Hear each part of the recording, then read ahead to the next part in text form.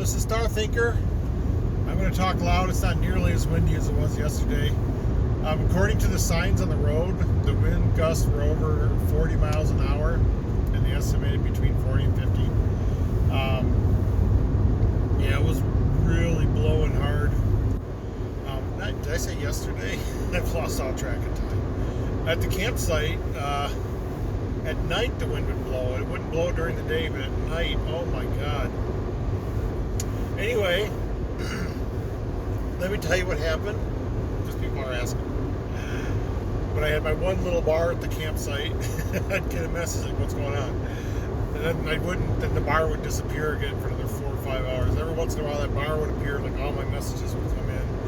And I'd get to respond to like one or two before the bar disappeared again. So anyway, I was sitting, it was pouring down rain, and it was about 40 degrees, so I'm freezing. And I was going over the maps, and apparently the loop road in Yellowstone is closed. I'm not sure why. I heard maybe it was a fire. I'm not sure. But it didn't matter because the alternate routes were like almost exactly the same, in like 480 miles. So from where I was camping, it would have been another 480 miles to West Yellowstone, and I was only going to stay there till the end of the picnic and then drive home, because from West Yellowstone back to Mason City is 1,100 miles. So add to that the 500 roughly driving up and around. It's 1,600 miles. And I already drove from Mason City to Denver up to where I was camping. That was 1,100 miles. Now I knew at the start that this trip was going to be around 3,000 miles.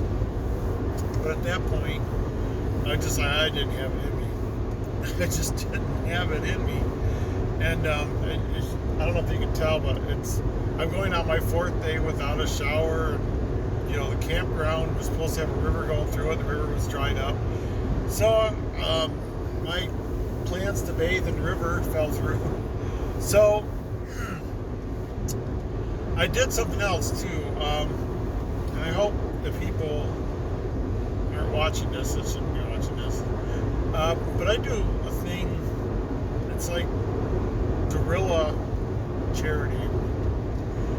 There are people out there who are really trying to put their lives back together, and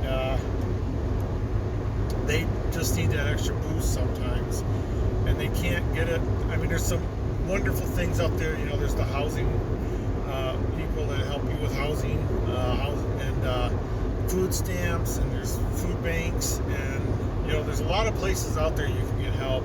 But some of these people fall through the cracks, and it's really sad, you know, because I know one person lost their housing allowance because they made like $20 too much in 1 month, and then it was going to be 3 months before they could get revalued if we waited for housing again. So, you know, it's just silly rules that you can't break. Well, not silly rules. I mean, they're there for a purpose, but you can't break them. And you know, it's now they have to pay rent. Now they can't eat. You know, it's like you can't win. You just can't win when you're recovering. And so these are the people we help. And you know, it might be helping with rent one payday, or helping someone get food, or helping. You know, there was a guy who wore these tattered old shoes, and it never occurred to him that he could get new shoes. You know, so we went out and bought new shoes for, you know, or glasses. One person was struggling, and he realized that it's because he lost his reading glasses, and he literally couldn't read the books that were in front of him. Or look, you know, there's little things that just there's either no help for, or there's no, you know, there's no help set up for that particular situation. And I'm a sucker. I'm a sucker for every sad story. So I kind of have a person that I give my money to who's in a better position to evaluate these people. And because I'm a sucker, you know, and someone might say, hey, I need glasses, and I give them money for glasses, and they go and buy alcohol and stuff with it. And I can't do that, because then they're taking money away from people that I could have helped. And so I give my money to one person, and from there, like I said, it goes to food and rent and help and glasses and shoes and things that you don't even think of, art supplies for the kids. One woman, she had a 1.5-year old baby, never had a stroller, and we're like, hey, we need to get this woman a stroller.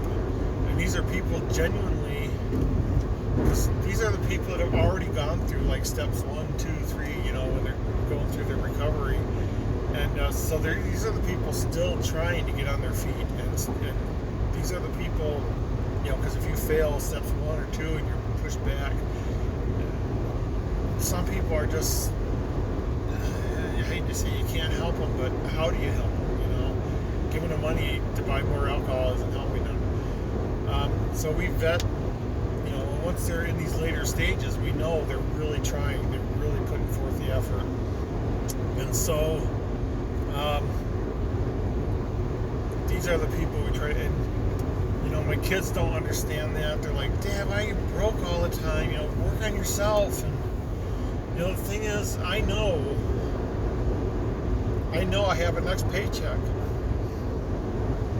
I know I have a place to go home at night. I know I have food in my belly, and I'm not worried about those things. And there's people out there who don't have a next paycheck, who don't have food in their belly, who don't have a place to go, and I just can't. When they're really trying, I just can't not help. So yeah, a big chunk of my paycheck, every paycheck goes out to this, and I don't have any regrets over that. So by coming back earlier and saving all this gas money, I was able to help someone out. Put out the alcohol, and we do this under the table. We do this because there's charities out there who won't help people who think they're getting help from other places. It's really it's just a situation. So we help people like under the table, and we help people that fall through the cracks, and we help people that, I don't know. But anyway, I didn't want to get too involved in that.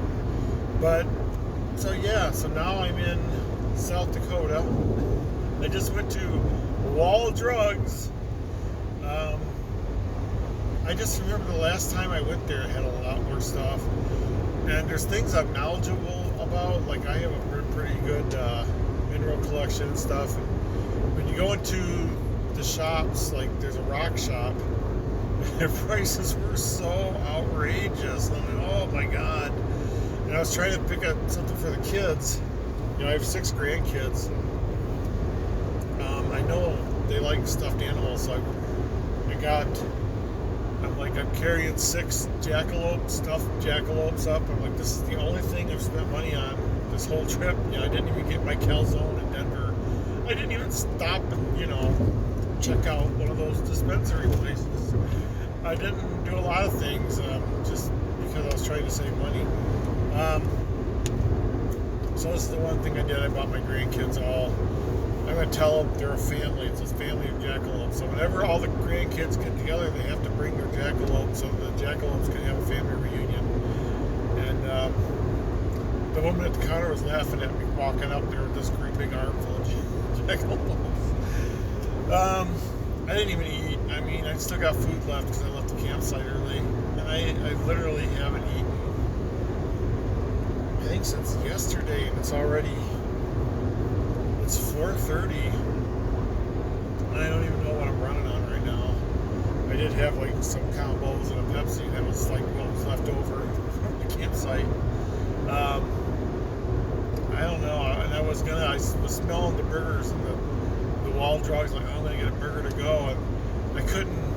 There was like a place where you can get the burgers, but then I thought, you can't. It's on a tray, so anyway, I just didn't do it, and I thought, well, I'll stop at a fast food place out of town. Of course, there wasn't one on the route out of town. I'm sure there was somewhere. I don't like leaving the route too far. It's like one of my rules. So Like when I'm running out of gas, I'm like, if I can't see the gas station on my side of the highway, I'm not pulling over. And, you know, it has to be a dire emergency for it to be on the other side. And I had a dire emergency because my gas light came on in the middle of the desert. And I'm just like going, oh my God. And luckily, like, you know, the light comes on when there's 1 gallon of gas left, which is about 16 miles. And the nearest gas station was 19 miles. So I'm like turning off the air and I'm like coasting. I'm like, gotta make it 19 miles. And I got a 14 gallon tank. And so, God, a 14 gallon tank is nothing. My Suburban had a 65 gallon tank. But 14 gallons, it just seems like I'm stopping all the time because I'm just always on empty. I get like 15 miles to the gallon. And, you know, I pull into this place and I took like 13.4 gallons. I'm like, I had 0.5 gallons of gas in my tank. And I was in the middle of the desert. I don't even know if AAA would come out to me. So that was a close call. And I'm crossing, you know, South Dakota right now. And from Wyoming to Wall, it was just solid people, solid, you know, every exit had gas and food. Once you pass Wall, which is where Wall Drugs is, there's nothing. So I'm like watching. I gotta, you know, every time I get below half a tank, I'm like, okay, I gotta stop at the next place. So it seems like I'm stopping even more often because I'm not even letting the tank run dry. I just don't want to be stuck again and have my light come on again because that was terrifying. So yeah, there's some other factors. Like tonight is the night of a full moon. And I would have been out there with the vampire or with the werewolves, you know, and I wasn't prepared to fight werewolves, so that was another reason I didn't realize it was going to be a full moon. And it just sucked because, like, the first night was raining and totally cloudy, then it rained all day, and I can't hike on the trail is so steep. I mean, I wasn't even going to try it on a good day, and when it's raining, it just turns slick. And, that night the clouds finally cleared up. I thought, I'm going to get some stargazing in. Full moon, right in the middle of the sky, blocking everything out. So I just wasn't like having fun. And that's when I was like, the only thing keeping me warm, because it was in the 40s. I was doing K-Pro and Kalazar's puzzles. I couldn't get enough bars. I just caught like the tail end of a live hint session. And I missed all the hints. So I'm like, frick you. And, but I was working on it. And I got to go back and see if I can figure out where all the hints are. And I know it's going to suck because I got to go through all the videos. I don't know. I know they were talking about, hey, we should put all the hints in one location. But I don't know where that location would be. I'll have to go through all the emails. Emails would pop up and say, hey, here's a message from the Great Adventure. Of course, I couldn't read it because then my bar would disappear. So anyway, just driving home. I got like 8 more hours. I can't wait to get a shower. I was going to stop at a truck stop, but I figured why I'm on my way home, I'll just do it at home. Anyway, it was a good trip. I have no regrets. You know, I do think I'll miss going to West Yellowstone, and I did have a non-refundable hotel room. Hopefully I can find someone to take that. So, yeah, I would have liked to see everybody, but 1,100 miles. I would have left Saturday night, driven all day Sunday, and then I had to go to work, you know, Monday, and it just would have been too much. I don't know what I was thinking. But I had fun. I got to go. I got to see things I've never seen before. It was funny because I was sitting on the edge of this cliff, like sitting cross-legged, and my feet were like right on the edge, and I was getting vertigo so bad because it was, you know, a good 200 feet down, and my spine was tingling. I'm getting vertigo, and I'm taking pictures like crazy, and this hawk flew over my shoulder, and it flew over my shoulder and like swooped out over this, and that was just too much that like set my vertigo off. I like lay back and scooched on my back to get away from the cliff. And then I walked around and I looked at where I was sitting, and it's like a ledge. It was like there was nothing under it. All I could picture was, oh yeah, that piece could have just broken off at any point. But yeah, rocks are tough, and I'm good to go. So I got another 150 miles maybe to my next, no, not even that, 100 miles to my next stop. And we'll go from there and see what happens. And I don't know when the next meetup will be. I don't play poker. I love Las Vegas, but I love just people watching and stuff. I don't gamble when I'm in Las Vegas. I do play the slots once in a while. You know, if you're in Vegas, I'm always told the slots closest to the door pay off the most because they want people walking by to see someone winning. So I always go and I always pick the slot that's most visible from the street. And it's always served me well. Last time I was in Vegas, I was up like $600 and just for playing slots. And I won't tell you what I spent that money on because maybe I shouldn't tell you. Yeah, it was fun though.